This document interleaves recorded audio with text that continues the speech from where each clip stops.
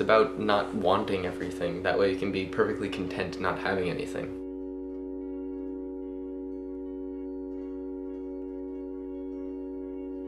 The ultimate happiness is a feeling of contentment, a feeling like you've reached this moment of balance. You kind of have to learn how to be okay with the fact that you're going to deal with pain a lot more than you will with happiness.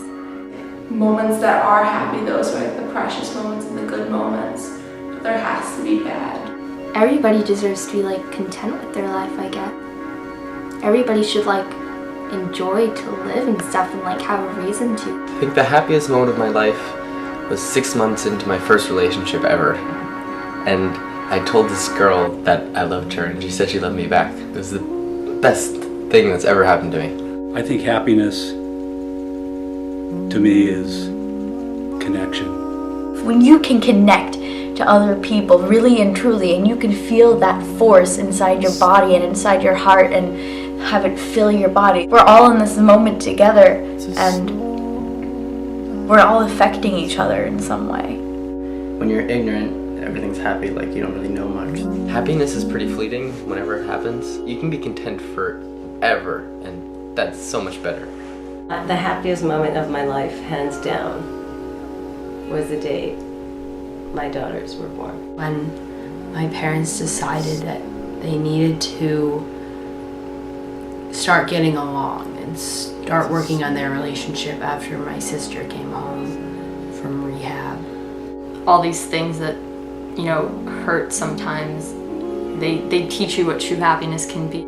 Sometimes I'll have these feelings of just unreasonable happiness and nothing in particular is going on. There's just this moment that overwhelms me, that I feel full and warm and happy.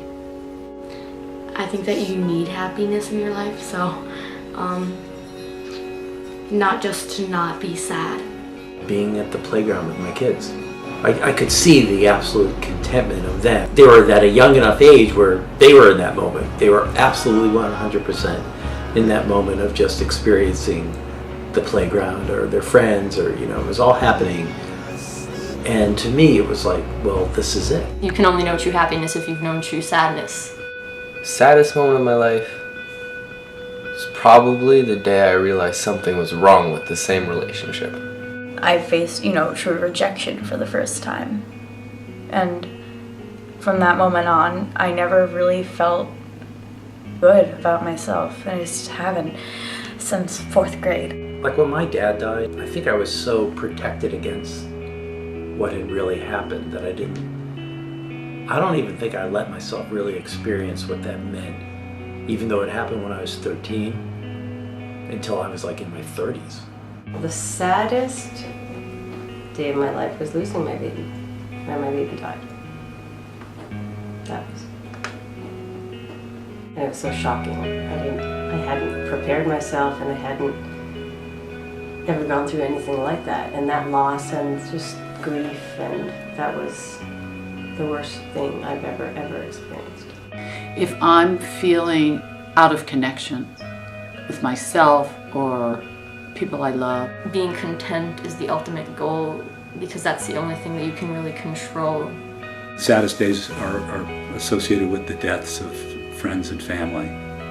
I've lost my sister, my mother, my father, a lot of friends. His name was William Oliver. Great guy, one of the best people that I've ever known in my life. And he really, to me, was, like the strongest male role model in my life. And he passed away. He had a heart attack, and that was one of the saddest moments of my life. But I couldn't even cry. That was the thing. I couldn't cry. I don't know why, but inside, I was just totally torn up. I was devastated. One of the saddest moments of my life was when I found out one of my good friends had cancer, and I was like 8, and I was kind of like faced with like death and a true illness for the first time, and walking through that children's ward in like Columbia Presbyterian Hospital, like it kind of destroyed me. I didn't understand what that was at the time, and it kind of took away like that innocence of not knowing. When my grandfather died, I never experienced death. About 6 years ago, when I was diagnosed with Parkinson's disease, I had thought when I was told that I had Parkinson's disease that was basically like being sentenced to a very low, lousy quality of life for the rest of the time I'm going to be here.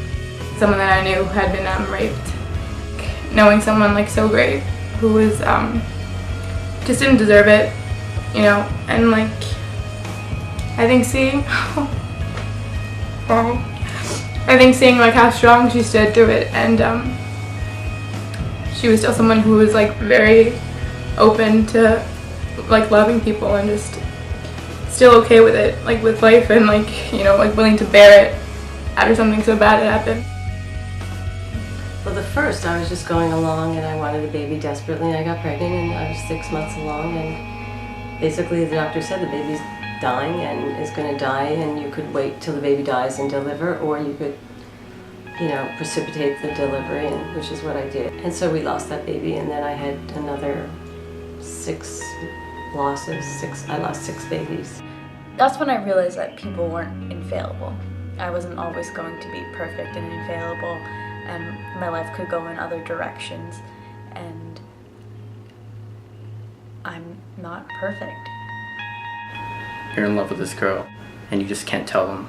How can someone who makes you so happy just make you so sad? When you basically lost all hope, and you feel like that just because that happened, you're not gonna be able to go forth, but it's complete bullshit.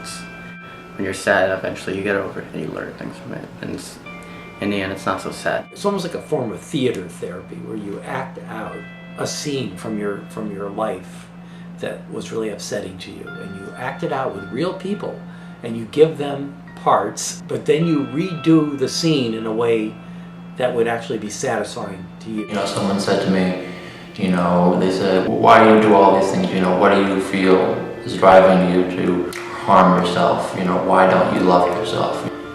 And I said back in a moment of clarity, I hate myself so much that when people compliment me or they say good things about me, I get furious with them, I get angry with them, because I think they're lying to me or insulting me or making fun of me somehow. He called me at work, and he goes, Uncle Bill, he goes, well, this is your father, and I'm calling because I wanted to let you know.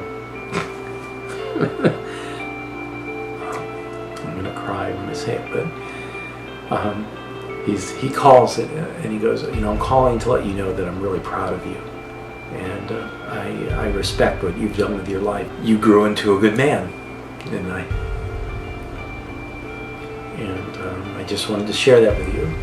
I don't believe in a God or religion for the most part, but I can't say definitively that there's nothing out there because of those moments, because when you feel real true electricity with other human beings, how could you not say that there's no magic of any sort out there? Maybe no, it's not Harry Potter, no, it's not wizards, but I do think that there is energy that people transmit to each other in these moments, and it's beautiful.